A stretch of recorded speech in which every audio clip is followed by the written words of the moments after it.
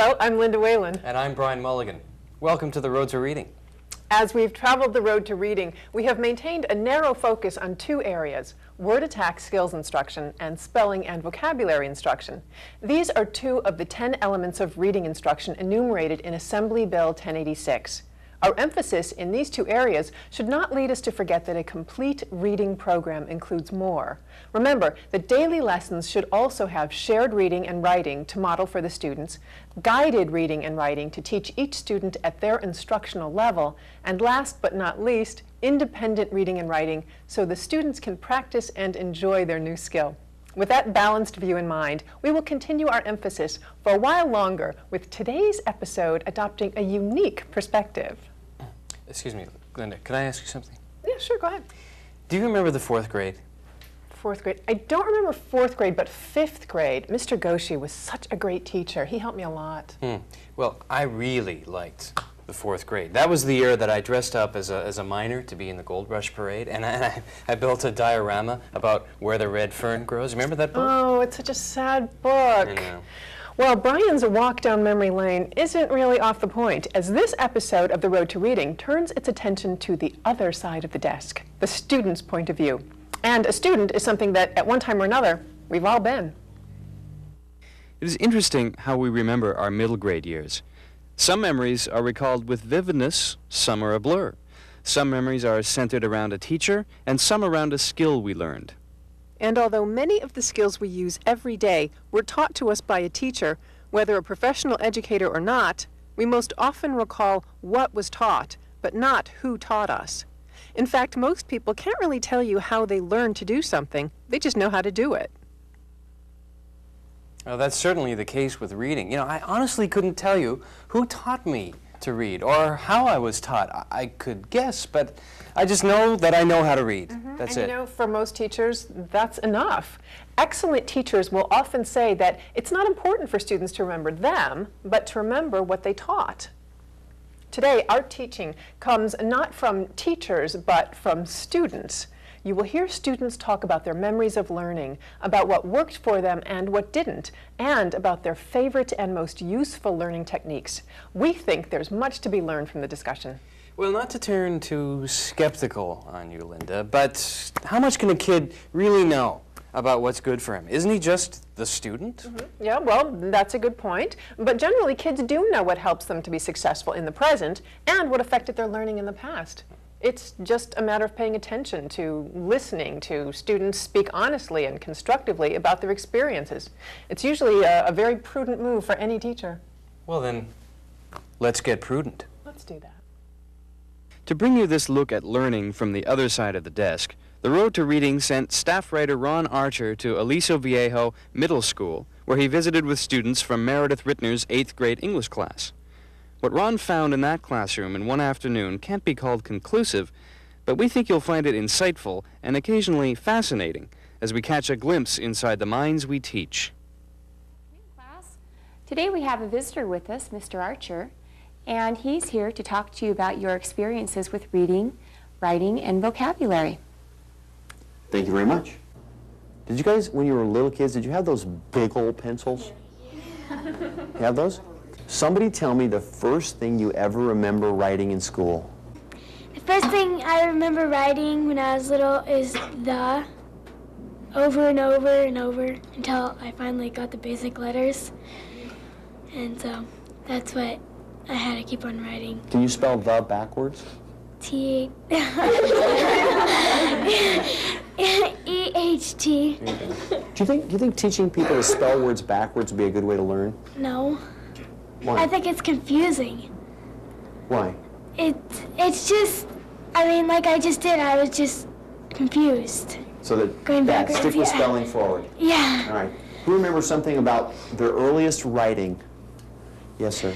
I remember writing A, B, C, D 100 times a page. Ooh. Yeah. You think that was helpful? They're very awful. Didn't like it at all. No.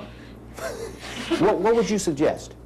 I would suggest like writing half a page instead of writing a whole page of billions and billions of time, because that's very tiring. Okay. And maybe not even educationally beneficial. Yeah. Yes, ma'am. I remember my first pieces of writing was I was in 2nd grade, and we went to the zoo, and I remember that my teacher said, all right, now you have to write a page or so on what you saw at the zoo. And I went to the zoo and saw some animals. And that's it. And everyone else was writing like a whole page. And I remember from then on, I was like, I'm going to write more than just a sentence, because this girl got like author of the year for writing like 2 pages, and I was like, oh, I want to be like that. I remember in 4th grade we had to write about if we were a tree, then like what it would be like to see and like grow from a seed and stuff. And I remember a lot of people wrote about the park and how they were sitting in the park and their friends got turned into benches and a bunch of weird stuff. I won first place with that story. All right. I want you to think about some of the books that you read that you thought were very, very cool. When I was in 4th grade, I read a book called The Witch of Blackbird Pond, and it was by Elizabeth George Spear, and it was about a girl that lived in a Quaker town. I think it's on the East Coast in Massachusetts. And then and she was being after a while she had to stay there, and then after a while she's persecuted because they tried her as a witch. Now, how can you remember that much stuff from 4th grade? Because it was a really good book, and we read it as a class. When I was in 5th grade, we had to read the book The Phantom Tollbooth, and I didn't really like that book because it wasn't entertaining to me. I just didn't feel it was I didn't like the way it was written, I guess. Just some of the characters kind of bugged me. And so it was kind of confusing because my teacher kind of made it confusing because she would skip around and stuff in parts of it, so I didn't really like that book. What I like is when teachers, they say here's the book, what do you think it's about, by just looking at the cover. Then you write what you think it's about, and then you really find out what it's about. We were reading Island of the Blue Dolphins, and the cover, it was a girl and she was standing on a cliff and there was little dolphins, and I thought it was one of those love stories or whatever. And I was like, this is gonna be a pretty boring book. So, and then when I read it, it was in kind of action drama or something. I don't know. A couple of years ago, I had a teacher that when she read, she didn't read with spunk, and it was just boring. And she would just read, and everything would be on a monotone, and it was just really boring. And then it was harder because we'd have to go back and reread it and then put our own spunk into it, and then it was a lot easier to learn from, I thought. In 4th grade, when I had read this book, I had read part of the book called Hatchet, and my teacher ended up starting to read it in class, and so I followed along in my book, and I ended up thinking it was really boring at first, but then I ended up reading ahead at the end because it was actually a good book. But I think if the teacher is reading a book in class, that it helps if you can follow along. But then some just stories are kind of, I don't know, boring to some kids, not to others. But when it's when you can actually look and see what's going on, I think it helps a lot. One of my teachers, we were reading a book, and at the end of every couple chapters, she'd have us write what we thought would happen next. And after we wrote about it, it would make us want to read it because we'd be wondering what would happen. So we'd keep on reading. I noticed that in later years when we were reading a book, the teachers, they'd spend more time asking questions about the book so we could learn more, not just we'd read through it. We'd read a chapter, and then we'd have we'd have homework about that chapter. She'd ask us a question, we'd have to write quotes and stuff, so we really understood it. So you like reading a book by breaking it up, talk about it, write about it, read a little more, break it up, talk about it, write it, as opposed to let's read it and then we'll talk about it. Yeah, because I hear a lot more than I would have heard if I had just read it without doing any of that stuff. My 2nd grade teacher, she made reading fun, and she made all the kids love reading because she loved reading.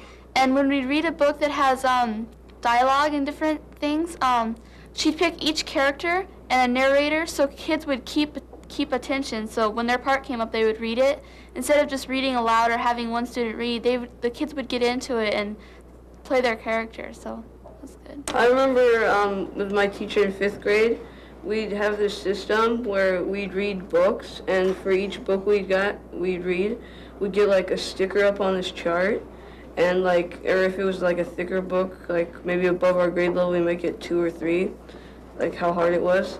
And after a while, we were supposed to, when like over the whole year, we kept reading, and like every time you got like to like 5, 10, 15, 20 or something, you'd win a prize. You'd get some kind of prize from her, and then like once you got up to like 35 maybe, then you get to be a book conferencer, and that was like a lot of fun because in class you'd like pull people out and you're like supposed to ask them like how they felt about reading their book, and it was just a lot of fun having the system. The memories of these students certainly give us insight into the content and methods that have made an impact on them in the area of reading. In a moment, we'll find out what methods work well for helping students learn to spell and acquire vocabulary, and which ones don't. But first, here's Brian with our reading resource. Thank you, Linda. Today's reading resource is a handy desk reference in phonics instruction, one I think you will use and enjoy over and over. Phonics in Proper Perspective is a very handy reference work for teaching phonics and is a great refresher for teachers who may have forgotten what a schwa is. This book was created to generate a better understanding of phonics instruction as it relates to teaching reading, and it not only provides concrete practices and fun classroom activities, but details the rationale that underlies particular instructional practices. As the title implies, Phonics in Proper Perspective is also concerned with placing phonics in its rightful position in reading instruction, neither under nor overemphasizing its importance. Phonics in Proper Perspective is written by Arthur W. Heilman and is published by Merrill Macmillan. Now, back to Linda. Thanks, Brian. Now let's rejoin our students at Aliso Viejo Middle School as they share their thoughts on spelling and vocabulary. We asked very simply, what are the methods that help you learn best?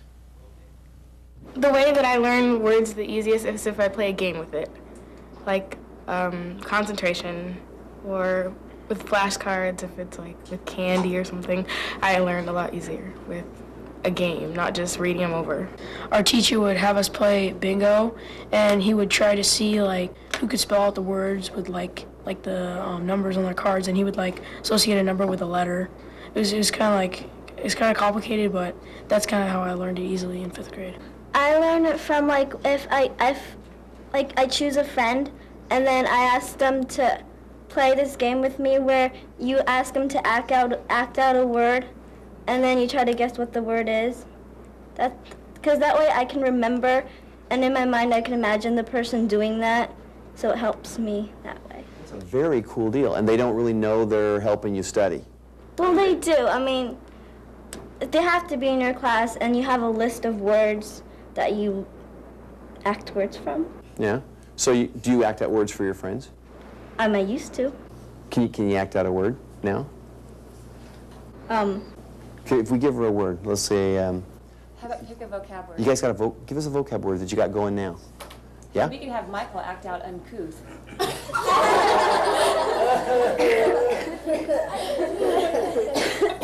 You got a word for her? Nonchalant. Nonchalant. Okay, your word to act out for us now is nonchalant.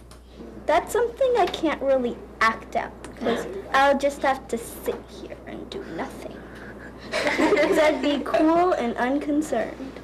Look at how she got the definition of the word into her acting out. Can we have an ooh for her, please? Ooh, that was very impressive.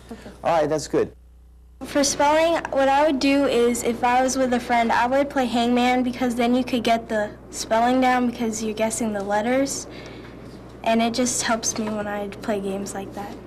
What our 4th grade teacher did, she would make us do like 6 out of like the 8 activities that were on there to help us remember our spelling. Like we'd have to write the word in sand, or we'd have to write the spell out the word on somebody else's back, and they'd have to try to guess what it said and stuff like that. What my English teacher taught me was to get the 100 note cards and just like write down your vocab letters and then words, and then just flip them over, and then you got the definition, and you can just test yourself that way to like know them. You like that method? Works for you? Works good, okay. yeah. My dad, he tells me to write the word, the definition, and a sentence in all a different color, because it like stimulates your brain to see the different colors, and it's really helped me because I was getting like really bad grades on my tests, and I like started getting better ones. I don't really do this, but my brother does, because I like don't sing very good. He like makes it into a song kind of thing, and like so he like learns it good that way. One of our vocab words are sabotage, and I think of the song by the Beastie Boys, and and they have like a little video, and it's like police guys running around and just think sabotage. So. And what does sabotage mean? It means like how can I say this? Like an attack or something. An attack of a sort? Yeah. That's good. Yeah, that's a great connection because you thought of the song that reminded you of the word. And Aaron, you have something similar? Not from the Beastie Boys, but maybe something else. No. In fourth grade, we were always studying capitals of different states, and like for Hartford, Connecticut, we always used to think of like, and then we had these little plates that like, and they told, like we used to write like, draw a heart and then like a Ford truck, and it would remind us of Hartford, and then like if it was Frankfort, Connecticut, we would draw like a hot dog and then like something else to go with it. My mom used to make me a tape of my spelling words, and she'd like say the word and then spell it out. And I would listen to it like right before I went to bed, or like when I woke up in the morning while we were in the car. That would help me learn. My mom helped me spell together because I always got stumped on that, and she helped me by saying to get her. So you broke the word up. Cool idea. You know, I remember learning how to spell arithmetic because my teacher said a rat in the house might eat the ice cream. That was a trick that I used because I took the first letter of each of those words to remind myself. Are you with me? See how I did that? Do you have any little tricks like that that you use? You've got one, Lindsay? yeah, vocab. Well, my grandpa told me to like rhyme like the word to the definition. Like you take the definition, like one of the words from the definition, to the vocabulary word, and that's helped me on most of my words. There you go. Like a tree is a place where a bird might be. Like that? Yeah. You know, I like the idea about writing a word in sand. As I was sitting here, I was thinking of my own. How about spelling practice using those Jell-O jigglers to spell out the words, and then when you're done, you eat them? Yeah, well, maybe a little too much work for the academic payoff. But the kids did mention food, jelly beans and pizza especially, as motivators in games and contests. Does that change the state's textbook allocation to include a category, pizza delivery? No. In our next segment, you'll meet a student who cautions teachers about rewarding kids for learning. She says it doesn't match how learning works in the real world. That and more when we ask the kids to look teachers in the eye and give some tips for teaching well. And speaking of tips, it's time for our regular feature, the Tip of the Day, a classroom gem that you'll want to use ASAP. Here's Brian. Thanks, Linda. Managing your classroom so that students are actively engaged can be tricky, but here are some ideas that might help. Using observation, running records, and other assessment data, put your class list in order with the most fluent on the top and the most emergent on the bottom. Now, draw a line through the list so that the students above the line are at grade level and the students below the line are not. Now, for heaven's sake, don't share this list with the students and don't post it where they might see it, but this list will be a tool for a number of things. First, use the list to establish homogeneous reading groups. The top 5 could be a group, the next 4 or 5 could be a group, and so on.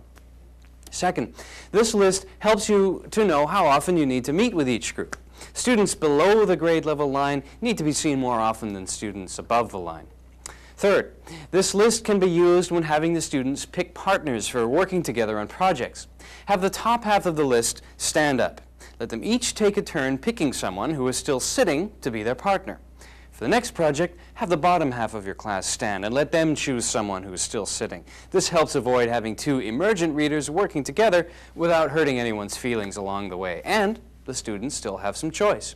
Finally, When having the students para-read during literature time, divide your list in half, bringing the bottom half parallel to the top half. For example, say if you have 20 students on the list, so number 1 would work with number 11, number 2 with number 12, and so on. You get the idea. This will again avoid having two emergent readers together, and it will also avoid having the most fluent student working with the most emergent. Orchestrating which students work together without letting the students know you are actually doing so helps the classroom run smoothly. The students have the opportunity to work with a variety of their peers, and they get to make some choices about it. Every 6 to 8 weeks, look at your class carefully. Take running records again. Make observations and use this new information to create a new list. Draw a new grade level line and celebrate, because chances are some of your students have hopped over. Back to Linda. As we've said, judging what works and what doesn't work in a classroom is a teacher's constant task. Gathering advice from colleagues and programs like this one can certainly help, but there is definitely value in going straight to the other side of the desk. Let's find out what students had to say when asked to pretend that they could give a speech to new teachers, giving some advice about how to teach reading well. I think you'll find this interesting no matter how long you've been teaching. If the teacher was going to read to their class, then I would say to read with a lot of enthusiasm, and like Naveed said before, to read like with spunk. And then like if there's any trouble reading, then you could, if someone doesn't understand, then you could have like a private, like you could read to them by themselves and have them read back to you like that. I would probably tell them that let kids really read on their own, or so they can learn how to read maybe.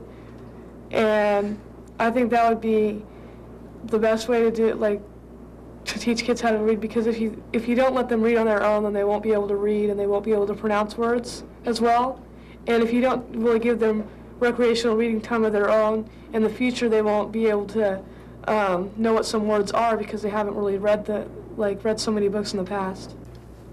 I think that's excellent advice. You know what? I do have to ask one question. There's going to be at least one teacher going, yeah, but what if they don't want to read on your own? How do you get kids to read on their own? You'd probably want to reward them, but you wouldn't want to bribe them that much, because sometimes if you bribe kids early in doing things, they probably will expect to get rewarded in the future. And you know, if you go to work and you go, okay, well, if I read, you know, you're going to want to expect, you know, maybe a higher salary or something. Or if you do something like that, you're going to want to expect a higher salary. So, I mean, you can reward them, but, you know, you don't want to reward them too much so they always expect to get rewarded. If you're going to read a book in class, pick an interesting book, not that's interesting to the teacher, but to the students as well. And let them read, like Erin said, let them read on their own too. Don't stick too long on a subject. Like if you're reading a story in class, don't stay so long like on a section of the story. It'll get boring to the kids and they'll be like, oh, now this book's boring. So don't stay so long on a subject and just talk about it, but move on so that they can see what's going to happen. Let students do what they want. Just don't be so mean to their students, you know? Okay. Tell me, can you think of a situation where a teacher being mean caused people to not like reading or not like spelling or not like writing? Yeah. Can you tell me about it without using names? This one teacher, she would if you didn't get a word right, she would come over to your desk and yell in your face about it. She'd write it down on the board and have you stare at it for a long time. That's spooky. What would she say to you? She would just she would make you look at it for a long time. She would just make you stare at it. and how to spell it and things like that. Don't rush too fast. Give the kids some time to learn the things, and don't just get into these subjects too quickly, because sometimes the children slow thinkers, and they do not get much into their heads if you shove informations in front of their faces. Okay, when I was younger, I had a teacher who, when you were reading aloud, she would make you, if you got a word wrong, make you write it 10 to 100 times so you would learn it, and next time you would come to that word, you would know it. But sometimes it wouldn't work because you wouldn't want to do it. but sometimes it would because then you would know it. We're almost, you guys have been a great help for things we want to have teachers say. Are we missing something that your teachers need to know? This is your big chance. They're all sitting there on the TV, they're going, these kids are so good, they're telling us the truth. You say, look at me in the eye, you do this to your kids. What must you tell them now about spelling, vocab, or reading? They've got to know this. Okay, we got 3 or 4 more people, and we got plenty of time. Lindsay, start us off. I think that teachers should not put kids on the spot, like in class, because that they can make them shy, and if they messed up on something, they may not want to talk out in front of people, so they shouldn't put people on the spot. Okay. Marina? When I moved here in, it was 3rd grade, I moved from Europe and I didn't know any English. And my 3rd grade teacher helped me. She learned a little bit of my language and how I wrote.